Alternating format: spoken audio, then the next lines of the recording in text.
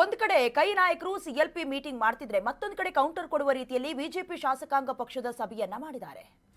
ಅವಿಶ್ವಾಸ ನಿರ್ಣಯವನ್ನ ಮಂಡಿಸಬೇಕು, ಇದರ ಬಗ್ಗೆ ಚರ್ಚೆಯಾಗಿದೆ. ಒಂದು ಕಡೆ ಕೈ ನಾಯಕರ ಸಿಎಲ್ಪಿ ಸಭೆಯಾದ್ರೆ ಮತ್ತೊಂದು ಕಡೆ ಬಿಜೆಪಿ ಶಾಸಕಾಂಗ ಪಕ್ಷದ ಸಭೆ ಆಯಿತು. ಅವಿಶ್ವಾಸ ನಿರ್ಣಯವನ್ನ ಮಂಡಿಸಬೇಕು, ಇದರ ಬಗ್ಗೆ ಚರ್ಚೆಯಾಗಿದೆ. ಸರ್ಕಾರದ ವಿರುದ್ಧ ನಿರ್ಣಯ ಮಂಡಿಸಿದ್ರೆ ಏನೇನು ಸಾಧಕ ಬಾಧಕ ಅಂದ್ರೆ ಅನುಕೂಲ ಏನು ಅನಾನುಕೂಲ ಏನಾಗಬಹುದು, ಇದ್ರ ಬಗ್ಗೆ ಮಾತುಕತೆ ಆಗಿದೆ.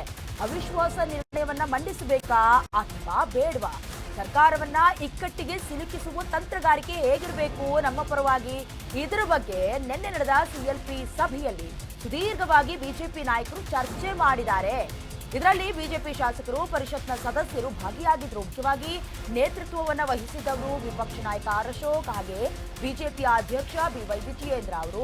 ಒಂದು ಕಡೆ ಕಾಂಗ್ರೆಸ್ನ ನಾಯಕರು ಗ್ಯಾರಂಟಿ ಯೋಜನೆಗಳ ಬದಲಾಗಿ ಅಭಿವೃದ್ಧಿಯ ಪಥದಲ್ಲಿ ಸಾಗುವಂತಹ ಯೋಜನೆಗಳನ್ನ ನಾವು ಮುಂದುವರಿಸಿಕೊಂಡು ಹೋಗಬೇಕು, ಜೊತೆಗೆ ಕೆಲವೊಂದಷ್ಟು ಅನುದಾನದ ವಿಚಾರವನ್ನಾಗಿ ಕೂಡ ಗಮನ ವಹಿಸಿ ಸರ್ಕಾರವನ್ನ ಏನಾದರೂ ಹತ್ತಿಕ್ಕುವ ಕೆಲಸವನ್ನ ಬಿಜೆಪಿ ನಾಯಕರು ಮಾಡಿದ್ರೆ ನಾವೆಲ್ಲರೂ ಕೂಡ ಒಕ್ಕೂರಲಾಗಿ ನಿಂತ್ಕೊಳ್ಬೇಕು, ಒಗ್ಗಟ್ಟನ್ನ ಪ್ರದರ್ಶನ ಮಾಡಬೇಕು, ಯಾವೊಬ್ಬ ನಾಯಕರು ಕೂಡ ಗೈರಾಗಬಾರದು. ಇದು ಕಾಂಗ್ರೆಸ್ನ ಶಾಸಕಾಂಗ ಸಭೆ. ಅದೇ ಬಿಜೆಪಿ ನಾಯಕರು ಕೂಡ ತಾವೇನು ಕಡಿಮೆ ಇಲ್ಲ, ಯಾಕಂತ ಹೇಳಿದ್ರೆ ಒಂದೇ ಪಕ್ಷ ಆಗಿದ್ರು ಮೂರು ಬಣದ ರೀತಿಯಲ್ಲಿ ಗುರುತಿಸ್ಕೊಳ್ತಾ ಇದ್ರೆ, ಹಾಗಿದ್ರೂ ಕೂಡ ಅವರ ಕೆಲಸವನ್ನ ಅವರ ಕರ್ತವ್ಯವನ್ನ ಮಾಡಲೇಬೇಕಾಗತ್ತೆ. ಹಾಗಾಗಿ ಅವಿಶ್ವಾಸ ನಿರ್ಣಯವನ್ನ ಯಾವ ರೀತಿ ಮಂಡಿಸಬೇಕು, ಅದರಿಂದ ಸಾಧಕ ಬಾಧಕಗಳೇನು, ಅದನ್ನ ಮಾತುಕತೆಯ ಮೂಲಕ ನಿನ್ನೆ ನಡೆದ ಸಭೆಯಲ್ಲಿ ಕೆಲವೊಂದಷ್ಟು ತಂತ್ರಗಾರಿಕೆಯನ್ನು ರೂಪಿಸಿಕೊಂಡಿದ್ದಾರೆ. ಉತ್ತರ ಕರ್ನಾಟಕ ಸಮಸ್ಯೆಗಳ ಬಗ್ಗೆ ಚರ್ಚೆಯಾಗಿದೆ. ಬೆಂಗಳೂರು ರಸ್ತೆ ಗುಂಡಿ, ಕೈ ಆಂತರಿಕ ಕಚ್ಚಾಟ, ಈ ವಿಷಯಗಳ ಬಗ್ಗೆ ಶಾಸಕಾಂಗ ಸಭೆಯಲ್ಲಿ ಚರ್ಚೆಯಾಗಿದೆ. ಆದರೆ ಬಿಜೆಪಿ ಸಭೆಗೆ ರಮೇಶ್ ಜಾರಕಿಹೊಳಿ ಗೈರಾಗಿದ್ರು, ಬರಲೇ ಇಲ್ಲ. ಇಲ್ಲೂ ಕೂಡ ಒಗ್ಗಟ್ಟು ಪ್ರದರ್ಶನ ಆಗಲೇ ಇಲ್ಲ.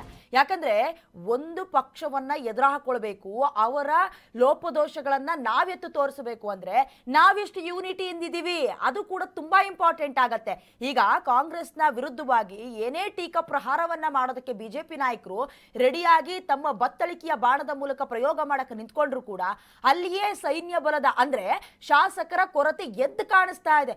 ಒಂದು ಕಡೆ ಯತ್ನಾಳ್ ಅವರು ಹಿಂದ್ಗಡೆ ಕುಳಿತುಕೊಳ್ತಾರೆ, ನಾನೇ ನಿಜವಾದ ನಿಷ್ಠಾವಂತ, ನಾನೇ ನಿಜವಾದ ವಿಪಕ್ಷ ನಾಯಕ, ನನ್ನನ್ನು ಕಡೆಗಣಿಸ್ತಿದ್ದಾರೆ ಅನ್ನುವಂತ ರೀತಿಯಲ್ಲಿ ಹೇಳಿಕೆ ಕೊಡ್ತಿದ್ದಾರೆ.